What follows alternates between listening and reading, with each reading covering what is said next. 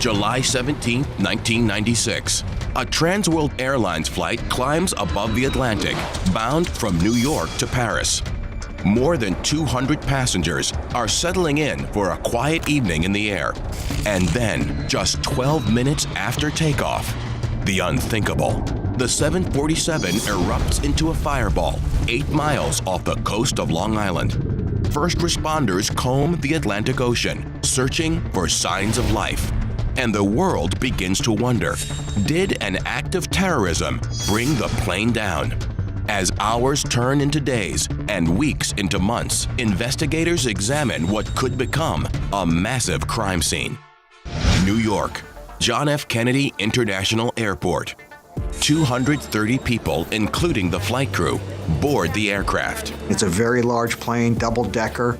So you have personnel on the upper deck where the cockpit is, and then people on the lower deck, which is the main passenger compartment. They had a little problem getting ready to leave for Paris at 7 o'clock. They had a piece of baggage that was not connected, they thought, to a passenger on board. The passenger's not in a seat, their baggage can't be on a plane. That's been the rule for years. After about an hour of fiddling, they realized the passenger is already on board. Close the doors, let's get out of here. They left the gate at 8:02. Wheels were in the well at 8:19. They were climbing out. Everything seemed completely normal. And then at some point, the pilot notices there's an issue with one of the gauges. Which really shouldn't panic people, because by that time, 747s had been in the air somewhere around 30 years. So these airplanes were kind of like taxi cabs. The pilots are setting the plane for its flight path. They cross into approximately the 15,000-foot area. 1 minute later, all their electronic indications of the airplane disappeared from radar except the primary blip. So what that meant is all the electrics in the airplane went out. That's when a pilot flying a Boeing 737 in the vicinity watches the horror unfold before his very eyes. He radios in and says, "I've seen an explosion up ahead of me, large explosion, about 16,000 feet up, and then I've seen 2 large burning plumes fall into the ocean." And there's also people on the ground that are 8 to 12 miles away on Long Island. Some of them see what looks like a light going up to the plane, some kind of a flash going towards the plane. They describe it possibly as like a missile. And then others just see the explosion, the breakup, and the debris falling. Rescue workers speed out to sea in hopes of finding survivors. They skirt burning debris and 10-foot flames jetting from the water. Family and friends of the victims hold out hope. But as the sun comes up over the Atlantic, the news is grim. Unfortunately, all 230 souls aboard are lost. Amidst the continuing grief, investigators search for the truth. The investigation is taking part in 2 ways. One is the NTSB, the National Transportation Safety Board, who has to look at it from a safety standpoint because they need to figure out what happened and how do we prevent this from happening again. The FBI is also involved because there's the possibility it could be related to terrorism. This is 3 years after the first World Trade Tower attack. This is after Pan Am 103 gets blown out of the sky. Terrorism was on people's minds. A week after the crash, Navy divers discover the plane's black boxes lodged in the ocean floor. But the recordings only reveal silence in the final moments. Authorities hope piecing together wreckage will produce answers. When they did, they tested every part on the aircraft for explosive residue. Still to come, years of searching for answers behind the TWA Flight 800 tragedy yields a controversial outcome. Was this effectuated by some outside group from some state sponsor of terrorism? What authorities say causes the deadly disaster. Promotional consideration provided by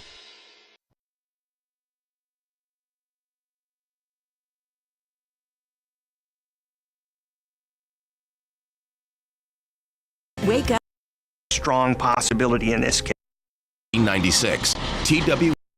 Hustle. Start your day with Atlanta Live. On July 17, 1996, TWA Flight 800 explodes just offshore from Long Island, New York. All 230 people aboard are killed. There is a presumption that terrorism is a strong possibility in this case. FBI agents work with the NTSB as they gather wreckage from the ocean floor. And then it's brought to a warehouse where the plane is literally reassembled. They're looking for blast damage, they're looking for structural failures, they're looking for the things that brought the plane down, what tore the plane apart, and what caused the explosion on the plane. On 3 of the pieces that were brought out of the water, they found traces of RDX and PETN. What these are precursors for an explosive called Semtex, which is a terrorist explosive of choice. It's a plastic explosive. But the NTSB determines that the explosive material could have come from ships, ground vehicles, or even military clothing. Still, as agents interview more than 700 eyewitnesses to the disaster, conspiracy theories grow. One of the names that popped up at the time was Muammar Gaddafi, the Libyan leader who had been involved in the Pan Am 103 explosion over Lockerbie, Scotland.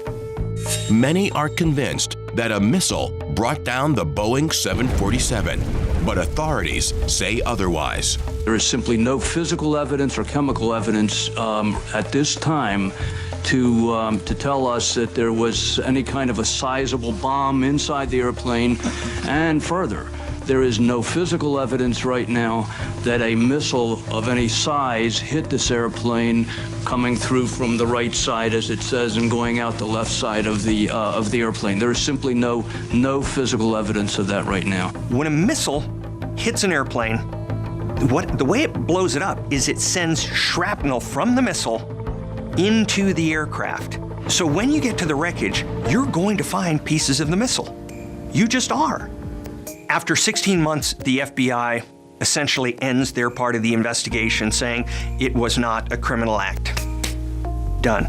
Give it to the NTSB. On August 23, 2000, 4 years after the crash, the NTSB reveals its findings.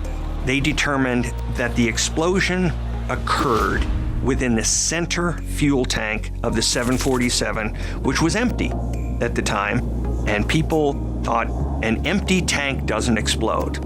No, empty tanks are the ones that explode. Jet A is the fuel on 747s. That's primarily kerosene. And did you know that kerosene won't burn? Kerosene vapors will burn. There's also electrical conduit. Right below this center wing tank is an array of air conditioning and heat exchangers. And so the theory is that some of the conduit had become contaminated or somehow had been broached, and that there was some kind of a short circuit between wires, and that caused a spark. That spark ignites a lethal mix of fuel and air as the plane climbs to nearly 15,000 feet. And then, in a matter of seconds, an explosion. Flames engulf the aircraft. The fuselage breaks apart. The nose of the plane hurtles toward Earth as the main part of the structure, carrying most of the passengers, shoots upward like a rocket and plunges into the dark, chilly waters of the Atlantic. But after 2 decades, experts say there's still plenty of skepticism. The government, the conspiracy theorists believe, would want to cover it up to keep people from being afraid of flying. People weren't afraid of flying after 9/11, and that was 3 airplanes that went down. That's just not a plausible explanation. If the event happened today, it should be handled just the way it was handled back in 1996, because that was an example of it working as well as it's going to. Now, airlines are required, when you're flying with an empty tank like that, you're required to fill it with an inert gas, something that displaces the oxygen, which makes fire and explosion impossible. That one little change has made sure that since 1996, it's never happened again.